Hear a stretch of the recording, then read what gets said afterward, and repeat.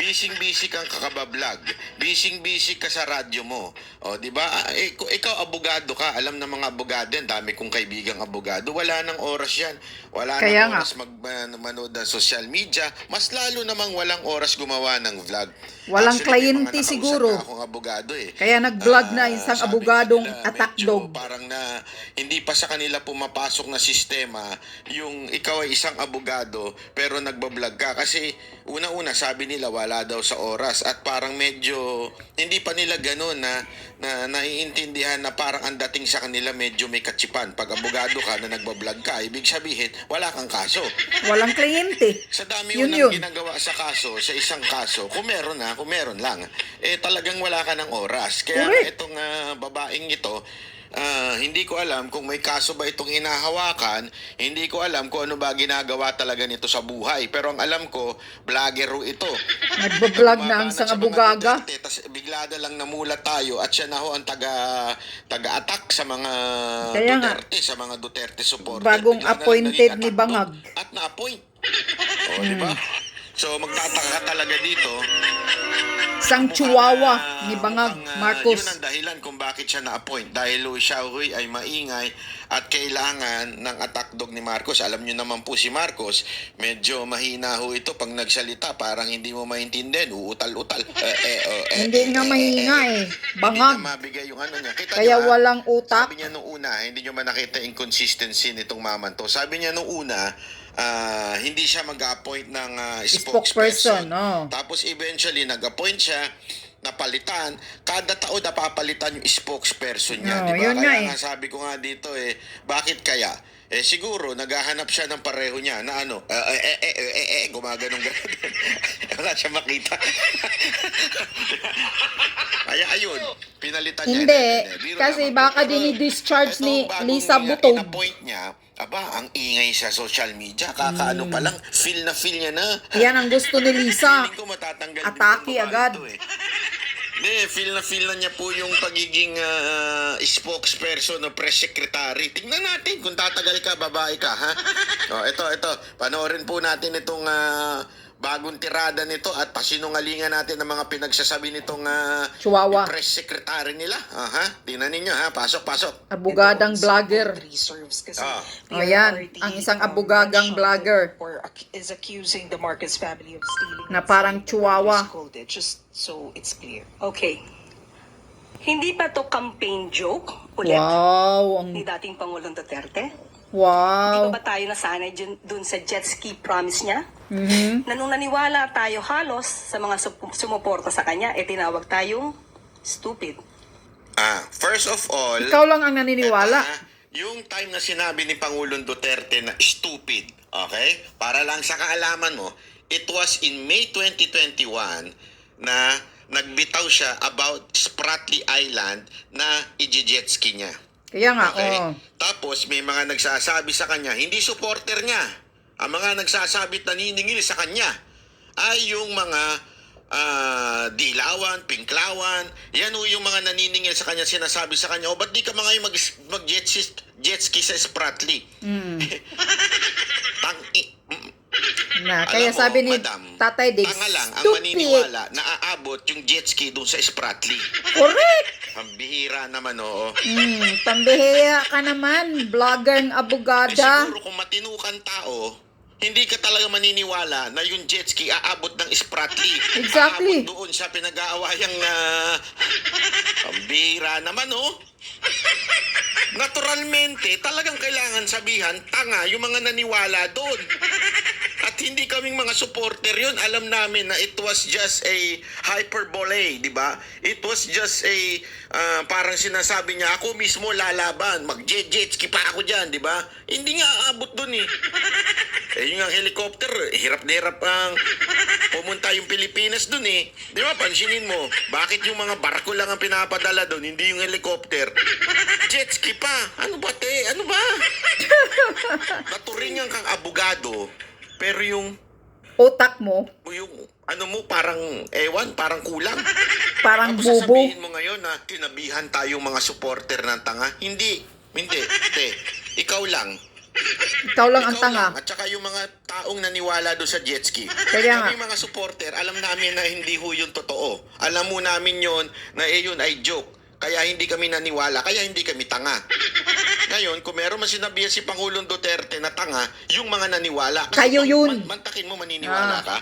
Yung jet ski aabot doon sa island na pinag-aawayan natin. Kaya nga. Ano yun? Abogado ka, ano nangyari? Hindi ka man lang mag-research? Kaya nga nagbablog yan eh. Wala sigurong kliyente. As your pangunang panlaban sa mga Duterte, yan ang panguna mong laban eh. Halatang vlogger ka. Vlogger ka ng mga tanso. So pag naniwala ba tayo ulit sa sinasabi niyang ito, baka mapagkamalan niya tayo ulit at tawagin tayong stupid. Walang naniniwala. Anyway. Ikaw lang yun. At saka yung mga katulad mo. Hindi lang ka naniwala dun. Katulad mong mga Take this tanga. seriously. Para naman hindi magkaroon ng fake news. Lalo na doon sa mga taong nakikinig sa kanya at maaaring naniniwala pa. Itong issue na to, October 2024, nasagot na ito. Alin? Ang nagtataka lang ako, Ang alin? bakit paulit-ulit Ang alin? na binibring up ni dating Pangulong Duterte? Wala ba siya mga economic experts na magsasabi sa kanya kung ano ba talaga ang regular activities ng BSP? Ikaw, wala ka bang researcher? Sunod. Magsasabi sa'yo ng totoong nangyari dyan sa BSP? Bakit Mag-research tayo natanong ka. kung wala siyang researcher? Mamaya, itatanong mismo nung media magtatanong sa kanya, tingnan mo, nga. Hindi makasagot. Nagmamagaling ka dyan, wala ka naman palang alam. Yabang-yabang. Antayin nyo. Empty naman pala ang utak. Ayon sa BSP, ang pagbebenta ng gold Wow. is just a regular activity. There's a regular activity daw, Why? ang pagbinta ng To gold. pump up the economy. To pump up the Even economy. at the time. Wow! The selling of gold is Pump to up pump up the economy economy. daw ang sabi Okay, niya. Let's go to economy. Nasaan ang Yan. economy natin ngayon? Pakita ko lang sa iyo, ha? Oh, yan. Ito. Diyan tayo muna.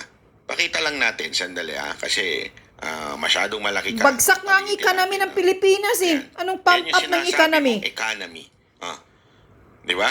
Why to pump up the economy? Ayan. Philippine posted above target GDP growth of 7.6 in 2022. Yan. Yan yung katutungtong lang. Sunog ha? ka, bubu. Ayan. Tingnan mo naman. Mamagaling. Noong 2023, from 7.6, bumaba ng 5.6. Okay? In 2024, bumaba ng 5.6 pa rin. Hindi, sabihin, from 7.6 ng 2022, nandun pa rin siya sa mababa. Sa madaling salita, sabi nga sa GMA News Online, PH miss economic growth target for second straight year. Now, you're saying that the selling of gold is to pump up the economy. Why it didn't happen? Correct. Sagot ka. Bagsak Magkailangan ang tayo. economy ng Kung Pilipinas. may alam ka talaga. Sinasabi mo ngayon na ipump up yung economy. Di ba? Yan ang sinasabi mo. O bakit hindi nangyari? Bakit hindi nangyari? Remember, kasi may diskarte ho dyan. Ang gold is like a stocks. Exactly. Okay? Hindi basta-basta panahon na ibinta yan. nagbebenta, may panahon na tayo ay nagkikip. Ibig sabihin, hindi tayo dapat magbenta. Merong diskarte yan. Okay? Ituloy natin. Para sa kaalaman ng lahat. O, ayan ha. Diyan pa lang, yung palusot niya na economy daw, sablay na kagad. Sabi ko nga sa'yo, madam do your research, okay? Do your Correct. research. Hindi ka lalagpas sa mga Duterte vloggers. Ang galing po yan sa isang vlogger yung mga clippings na yan. Ito, tuloy. Of former President Duterte, trabaho na ito ng BSP. Hindi niya ba alam iyon? Alam namin yan. Hindi yun Ikaw ang lang ang hindi sinasabi. nakaalam. Ikaw naman. Hina ng kukote mo. Alam namin trabaho ng BSP na magbenta ng gold. Correct. That's not the question. Okay? Ang question dito, why? Sa lahat ng nagbenta ng gold, tayo ang pinakamalaki sa maling panahon. Correct. Papatunayan natin yan, pero ituloy mo muna yung kakadaldal mo dyan. Okay, now, sinabi nga dito, ang pagbebenta ng gold, kung mataas ang presyo, dapat ibenta. Sinabi din ng BSP, hindi pwede silang mag-hold that much of a gold. Wow. Okay? Talaga? Sige. Diyan tayo sa sinasabi mong gold. Ayan, ipapakita ko naman sa iyo.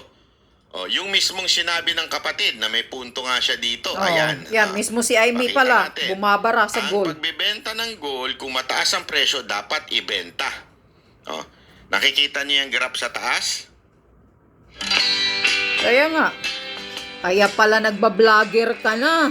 Dahil wala kang kliyente, tingnan mo nga ang utak mo, parang bakante. Nakikita niyo yung graph sa taas?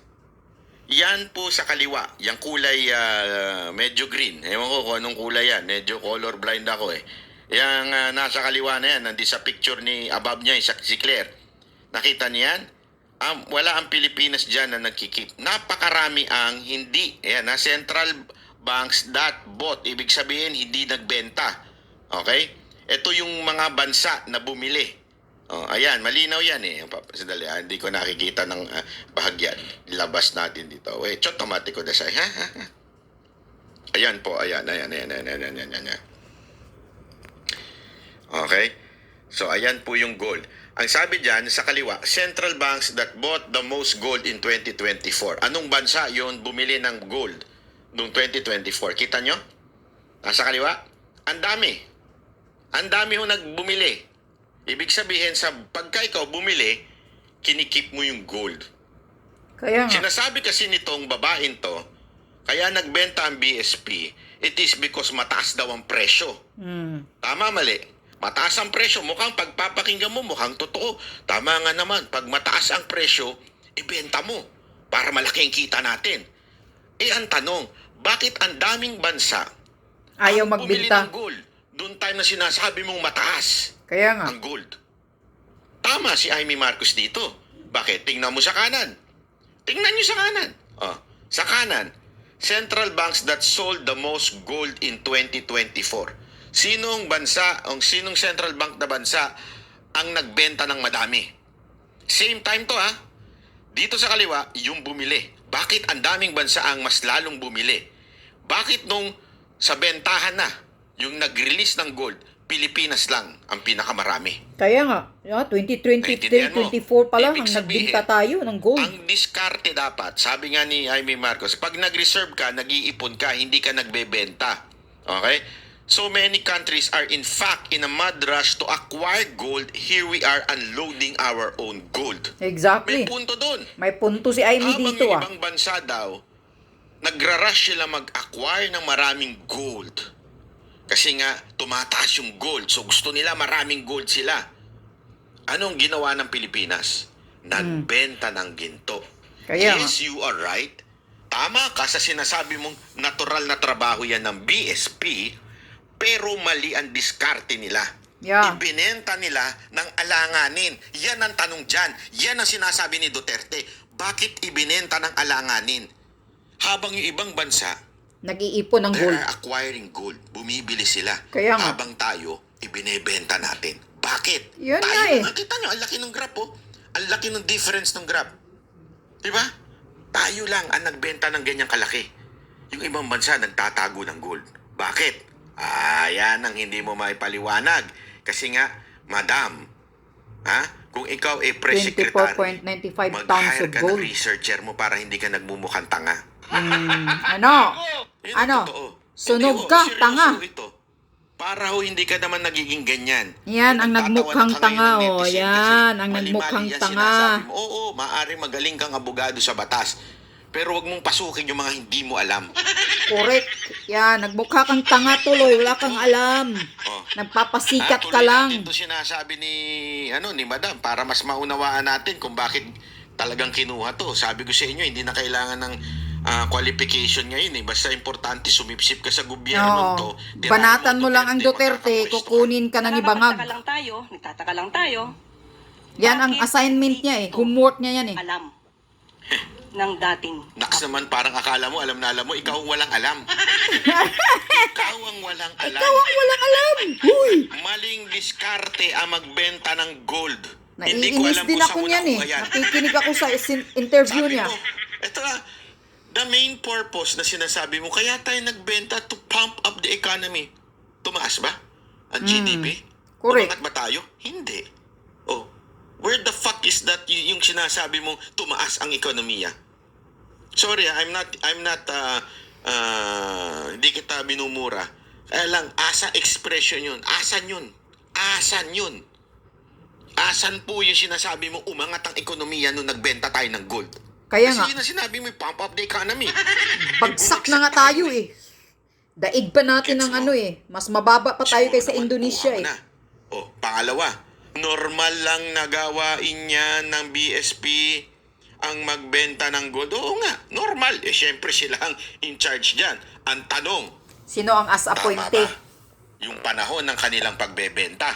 Correct. Na naayon sa data, hindi sa kwento-kwento mo. Ayon sa data, mali ang magbenta ng madaming gold nun. Correct. Tama yun. Siguro bago siya magbigay ng gitong klaseng intriga, mapapansin nyo sa kanya mga statements. Hindi naman detailed. Ikaw, bago ka magbigay ng iyong mga salita, kasi supposedly you are the spokesperson of the president eh. Bago ka magsalita ng ganyan, alam mo madam, mag-research ka. Mag-research ka. Pinahihiya mo na nga yung presidente, mali-mali pa yan sinasabi mo, mas maganda siguro bumalik ka na lang sa pagbablog. Wala kayong alam eh. Anong proof niya? Again, as a lawyer.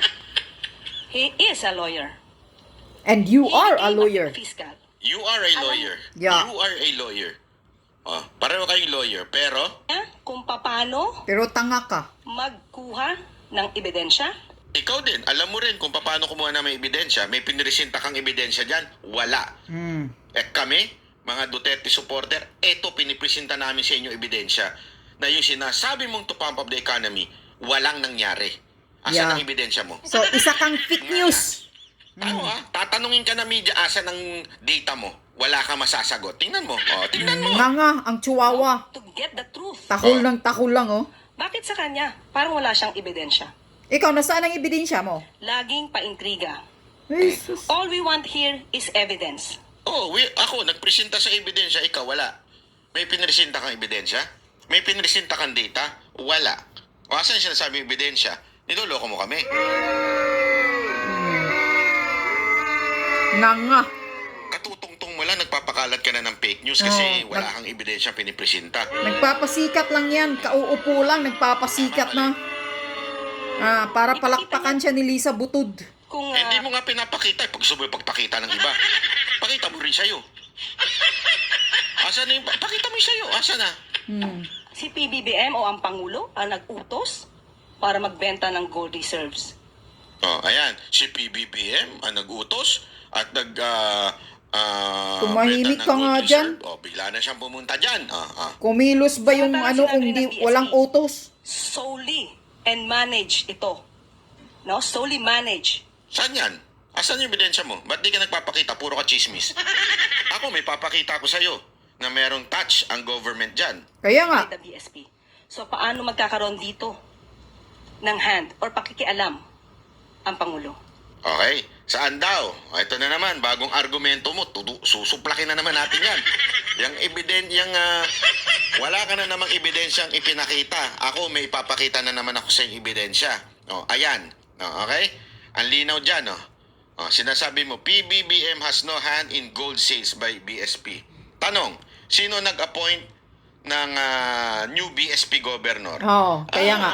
Si Marcos lang Marcos naman. appoint Ili Remulana Si Marcos as lang new BSP governor. So, Yan. sino nag-appoint? Si Marcos. Sino sa tingin mo susundin niya? Yun nag-appoint. Correct. Pangalawa. Sa baba, Amy Marcos hits BSP decision to sell gold reserves. Senator Amy Marcos on Wednesday grilled the administration economic managers. Ano daw? Ulit.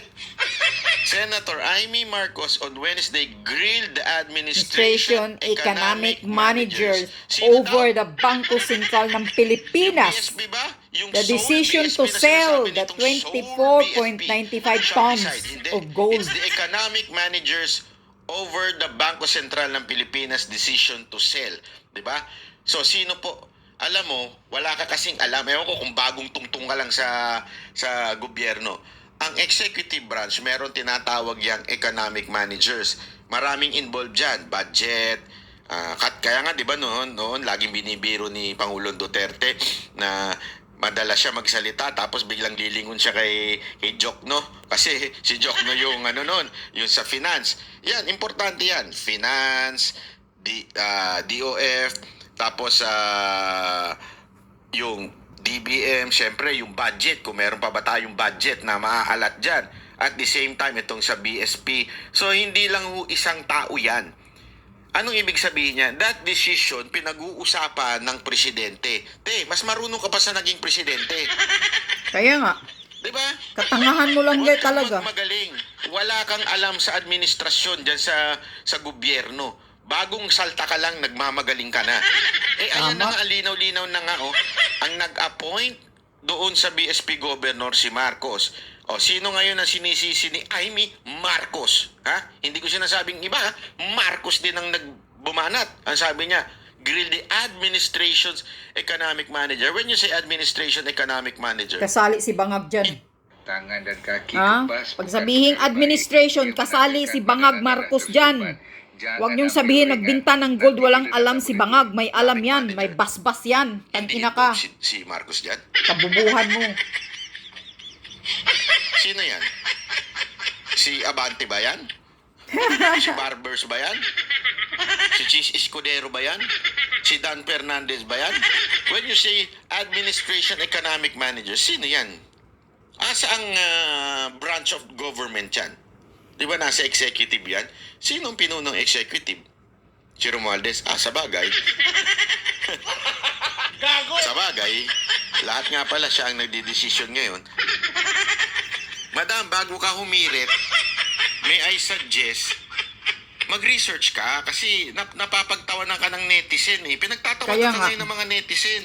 Boo! Dahil sa mga Pahiya! sablay. Ang katangahan, Magaling ka siguro pahiya. magpaliwanag ng batas. Utak ipis. Pero, ma'am, pagdating sa mga ganyan, aral ka muna. Walang Alam alam. mo, may budget naman po yan. Ang alam ko, USEC may budget. Yung ASEC kasi pili lang ang meron dyan eh.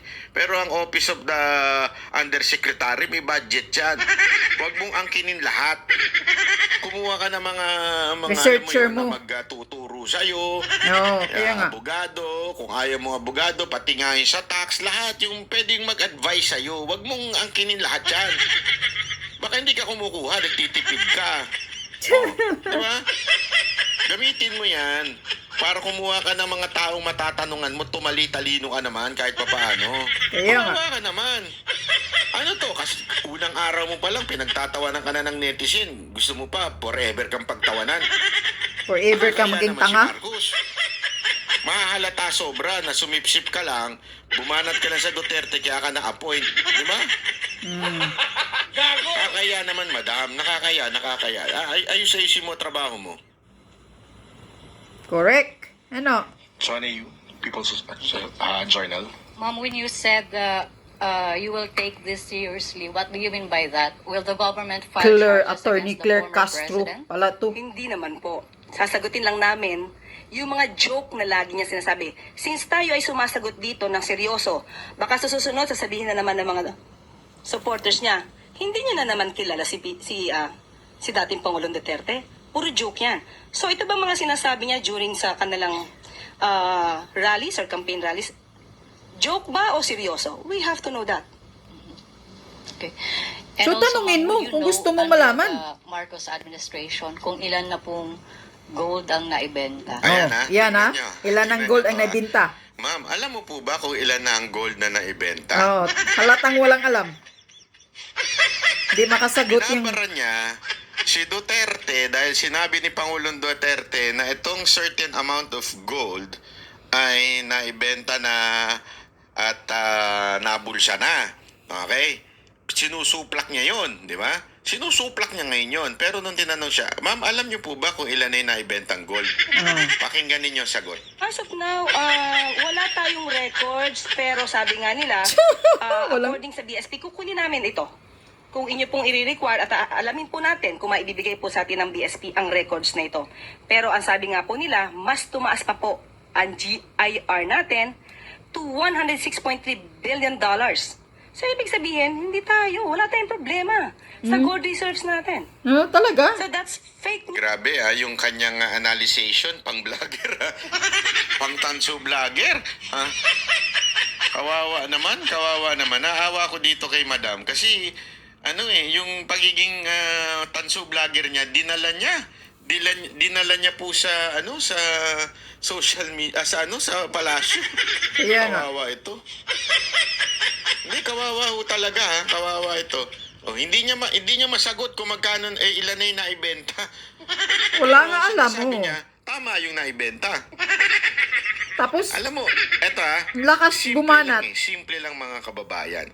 Sasagot ka, sasabihin mo, mali yung sinasabi ng iba na ibinenta ko, mali yung pagkabenta ko ng cellphone sa amount na ganito.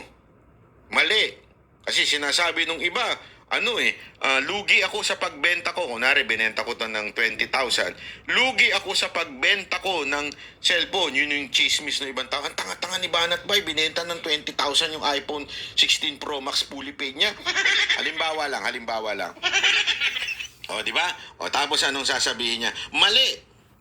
Maling-mali si Duterte. Di niya alam yung sinasabi niya. Tapos biglang tinanong, mali si Banat Bay.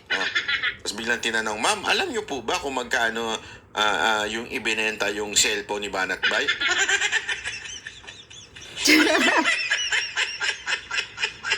Hindi, basta. Sabi ng pinagbentahan niya, mali. Hindi mo alam yung data, pero ang lakas ng loob mo mambara. Kaya nga. My golly, what happened to you, attorney? Akala ko ba we should base our answer and argument on tawag dito, on evidence. Bakit wala po kayong ebidensya may labas? Sinubukan yung basahin, hindi nyo mabasa. Binigyan ko na kayo ng tip bukas mag-research na po kayo kasi kawawa naman po ang mamamayan kung kayo magsasalita sa presidente kasi hindi wala kayong kaalam-alam. Kaya nga. Nakakahiya ho yun, di ba? Nakakahiya. Sana mag-ano na ho kayo. Mag-research ka na. Anyway, yan lang papakita ko. Kasi gigil ako sa nang nanonood ako sa interview sa kanya. Parang, putang ina, nagmamagaling. Parang akala mo kung sino. Hoy, Attorney Claire Castro. Ilang araw ka pa lang na-appointed ni Bangag Marcos Jr. 1, 2 araw, appointed ka niya. Diyan sa PCO, spokesperson ka niya. Mag-research ka na mabuti. Huwag kang maging chihuahua na nagiging tumatahol ng tahol ka pero wala kang alam. Sunog ka agad. Pahiya ka, no? Sayang yung pagka-attorney mo. Nagmamagaling ka. Empty pala yung utak mo about sa politiko. Iyan ba ang binigay ni Lisa Butod Marcos sa iyo na assignment? Tatanggapin kita. Sige, Attorney Claire. Siguro ganun yun, i-appoint kita. Pero bibigyan kita ng assignment, kailangan ng bawat salita mo, banatan mo ang mga Duterte, araw-araw. Yan ang assignment mo, Kaya parang gigil na gigil ka sa mga Duterte. O di ba? Bakit? Inuutusan ka ba? Yan ba ang assignment mo bilang pag-appoint ni Marcos Bangag Adictos dyan sa iyo sa palasyo? Siguradong ako, yan ang assignment mo. Kasi pag ganyan ang mga banat mo, tuwang-tuwa si Lisa. Kasi yan ang gusto ng hinayupak na demonyetang, sabi pa ni Maharlika, kidnapper, mafia, sindikato, Lisa Marcos. Yan ang sabi ni Maharlika. Matutuwa siya. Yan, galing-galingan mo mag-research ka, madam. Galing-galingan mo yung pagbanat mo sa mga Duterte para hindi ka mabarado ng mga vlogger. Ikaw ang nagpapakalat ng fake news dahil nagmamagaling ka, wala ka palang alam. Sunog ka tuloy. Kapal ng mukha mo. Langya ka.